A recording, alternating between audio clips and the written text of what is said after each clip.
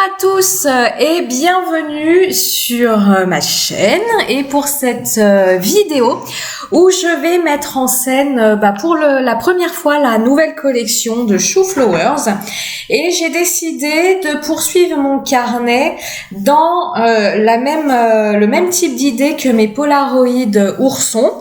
Vous savez, dans la nouvelle collection de Chou Flowers, on a une planche de tampon où on a de nouveau nos deux oursons qui font une balade en forêt. Donc je vais réaliser une double page en lien avec cette balade en forêt. Je fais la première page aujourd'hui et puis j'espère que vous aurez la vidéo de cette seconde page la semaine prochaine. Voilà, j'ai un petit peu pris du retard dans mes vidéos, tout simplement parce que j'ai des soucis informatiques, mais on n'est pas là pour parler de ça. J'utilise ici un pochoir de la nouvelle collection de la Fée du Scrap qui est le pochoir parapluie.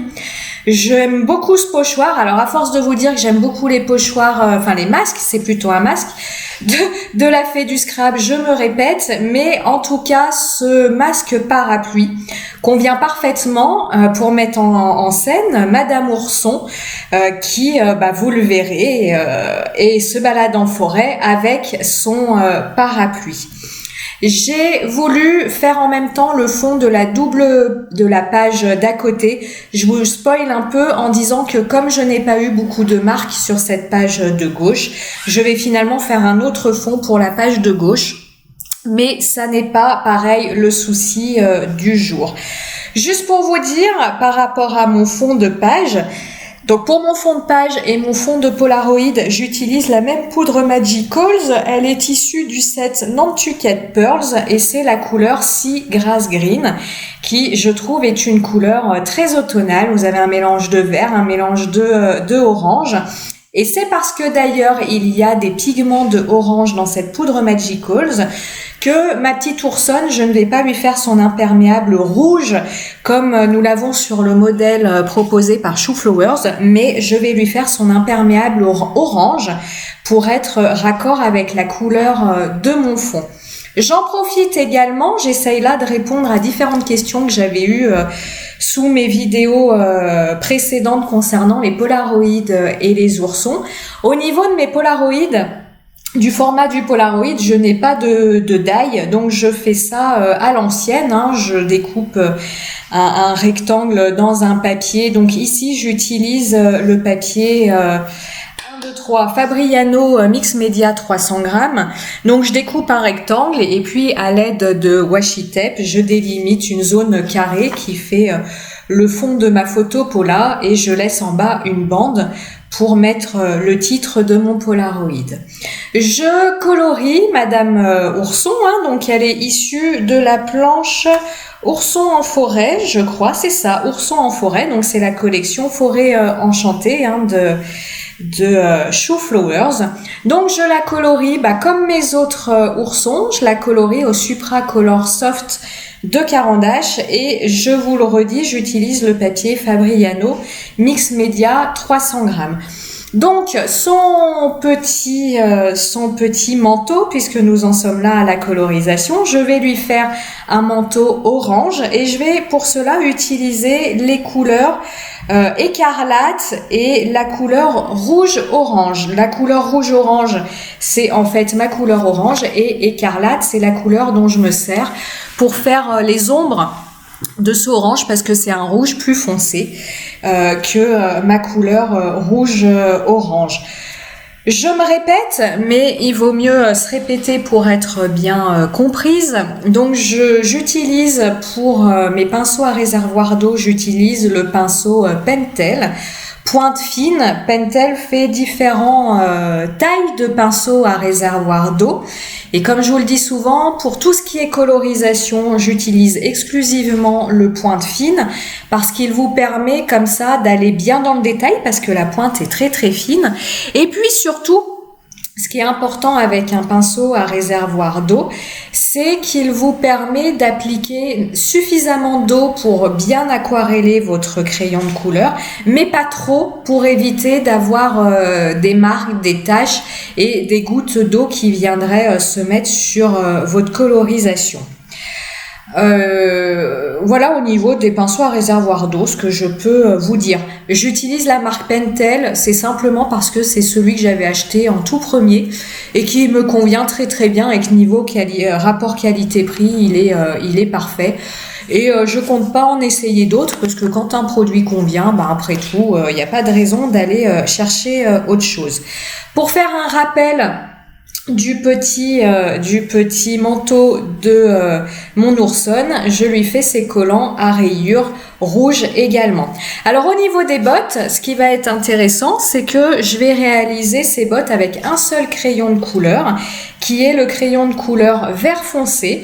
Et en fait, en réalisant un dégradé avec ce crayon de couleur vert foncé, donc en réalisant un dégradé à sec, lorsque je vais aquareller ce dégradé, eh bien, je vais comme ça avoir différentes teintes, de ce même vert, alors que je n'utilise finalement qu'un seul crayon de couleur.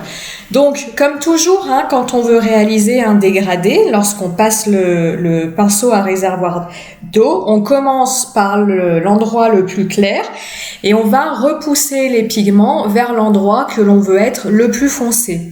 Au niveau des poches, j'ai tenté de faire un petit dégradé parce que la zone est vraiment toute petite. Alors, au niveau des poches, pour réaliser un dégradé, c'est très simple, je ne sais pas si vous le voyez bien à l'écran, mais je n'ai pas mis tout simplement du vert de partout.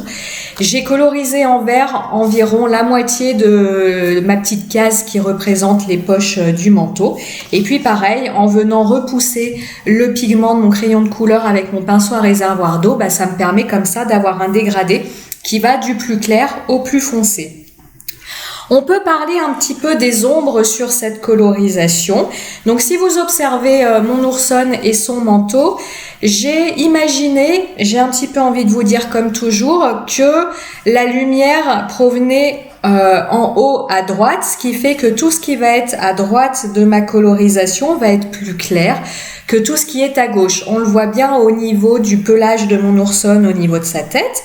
On le voit bien au niveau, alors là j'ai ma main dessus, mais on le voit bien au niveau de son manteau. Vous voyez la partie de gauche, j'ai réalisé un dégradé où vous avez cette partie de gauche du manteau qui est plus claire à droite que à gauche. Et au niveau des bottes, c'est pareil, tout ce qui se situe à gauche est plus foncé que tout ce qui se situe à droite. Au niveau de la colorisation du parapluie, j'ai voulu garder l'idée de Chou Flowers et de le garder blanc, mais pour lui donner quand même un petit peu de relief, je lui ai fait des ombrages en gris. Pour cela, j'ai utilisé 2 gris. Le gris argent, qui est le gris le plus clair que j'ai utilisé ici, et puis le gris souris. Pareil, alors ici, j'ai pas mis du gris sur l'ensemble de mon parapluie, j'ai mis le gris le plus clair là où je voulais que mon ombre commence et puis le gris le plus foncé là où je veux que mon ombre soit la plus foncée tout simplement. C'est ce que je fais aussi là au niveau de la flaque d'eau de cette petite demoiselle. À savoir, au niveau des crayons de couleur aquarellables, vous avez certains crayons de couleur. Alors, au niveau de la marque Supracolor Soft de Caran d'Ache, c'est certains crayons et pas d'autres. Certains crayons vont avoir des pigments, et c'est le cas ici du gris argent. Les pigments vont venir recouvrir le trait de votre tampon.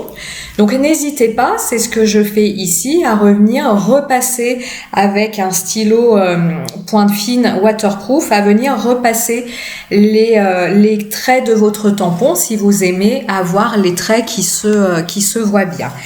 Je reprends mon crayon de couleur écarlate pour faire les petits points rouges de son parapluie. Que vous dire d'autre? Oui, je vous disais, pour les traits des tampons, quand on repasse les traits du tampon, utilisez bien un crayon waterproof. Alors moi, j'aime pas utiliser un stylo bille, j'utilise toujours un marqueur, un stylo feutre. Pourquoi? Parce que le stylo bille, déjà avec un stylo bille, alors moi quand je dis stylo bille, c'est le bic que j'ai dans la tête, vous n'allez pas avoir des pointes hyper fines. Là, j'utilise le Unipin et c'est la taille 0,2. Donc, c'est une pointe très très fine. Donc, avec un stylo bille, vous n'avez pas de pointe aussi fine. Et puis, utilisez bien un crayon waterproof parce que là, ça ne va pas être le cas ici, mais si j'avais eu envie de retoucher ma colorisation, eh bien, je n'aurais pas pu le faire si j'avais utilisé un crayon qui n'est pas waterproof. Et puis surtout, je ne le sais pas encore à ce moment-là de la colorisation, mais je vais venir mettre du glossy sur certaines, je trouve plus mes mots, dites donc, sur certaines zones de ma colorisation. Et si vous mettez du glossy sur quelque chose qui n'est pas waterproof, le glossy va faire baver, couler votre trait de crayon. Donc, à défaut, moi je vous conseillerais de toujours utiliser quelque chose qui est waterproof. Au pire, ça ne vous sert pas, mais au mieux, vous n'êtes pas embêté si vous voulez retravailler votre colorisation derrière. Le petit écureuil, je l'ai travaillé avec le même combo couleur que la fourrure de mon oursonne, à savoir le brun châtaigne et le brun noisette. Et j'ai placé les ombres, toujours pareil, en imaginant que ma lumière venait un petit peu par le haut, ici. Donc vous voyez, au niveau de sa queue, le haut de sa queue est plus clair que le bas de sa queue. Je lui ai dessiné l'arrondi de sa cuisse, ça c'est pas fait au niveau du tampon.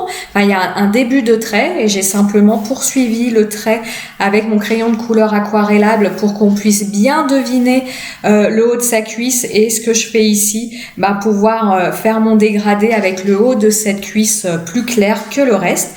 Et puis le haut de son dos et une partie de son museau qui est plus claire que le reste. Donc vous voyez, toujours même technique, je pars du plus clair pour revenir repousser les pigments vers la zone que je veux être plus foncée.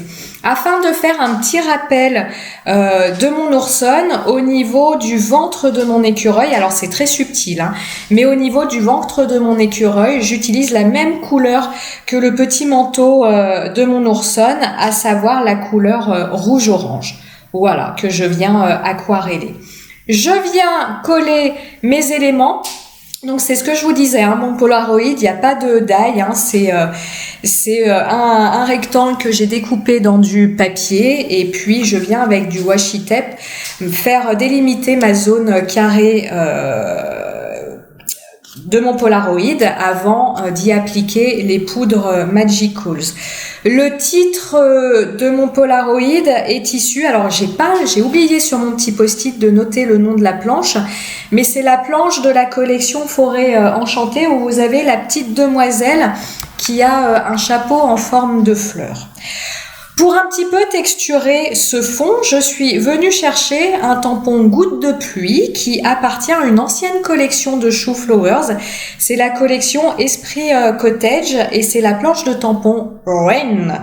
C'est une grande planche de tampon où vous avez différentes demoiselles de dos, de face, de côté qui tiennent un parapluie. Vous avez un immense tampon que j'aime énormément. Vous avez plein de parapluies entrelacés.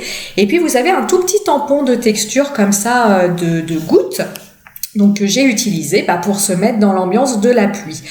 Je l'ai tamponné avec de la Distress Oxide Grande Espresso qui est un marron foncé. J'ai pas voulu le faire noir parce que je trouvais que le noir allait être trop tranché par rapport à mon fond. Donc voilà, je trouvais le marron foncé plus en harmonie avec ce que je voulais être mes couleurs d'automne et puis avec cette poudre Magicals où vous avez à des endroits quelques nuances de marron.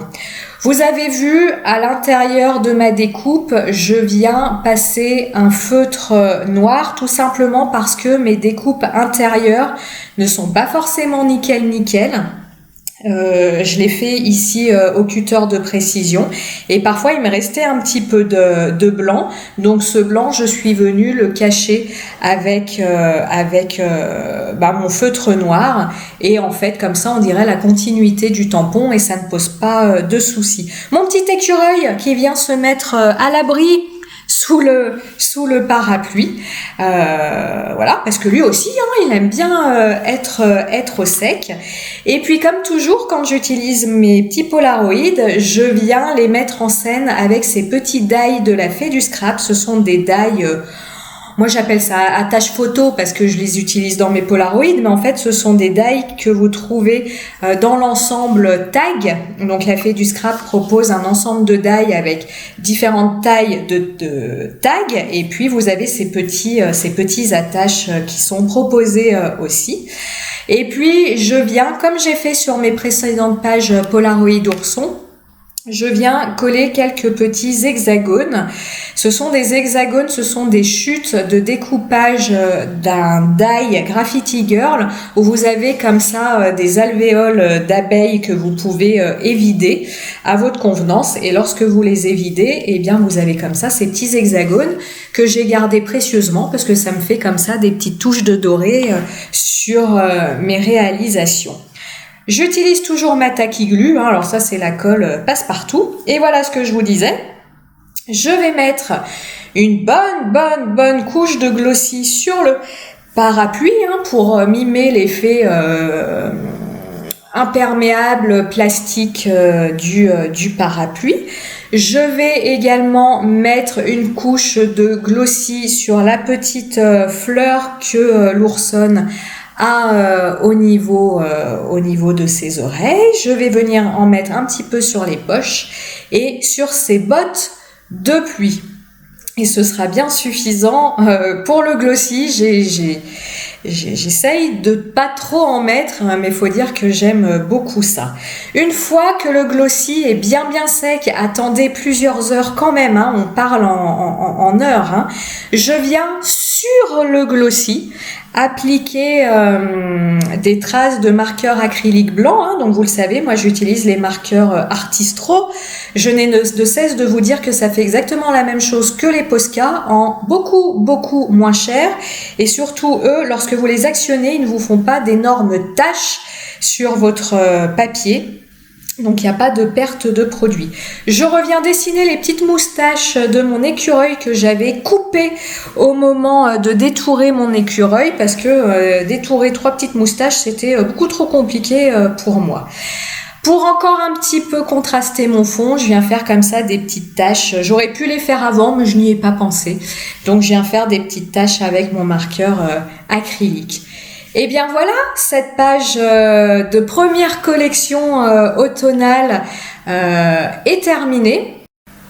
Comme toujours, j'espère que cette vidéo vous aura plu. N'hésitez pas à me laisser un petit commentaire, un petit cœur si vous l'avez aimé, et surtout si vous avez des questions, n'hésitez pas. Je me fais toujours une joie de vous répondre.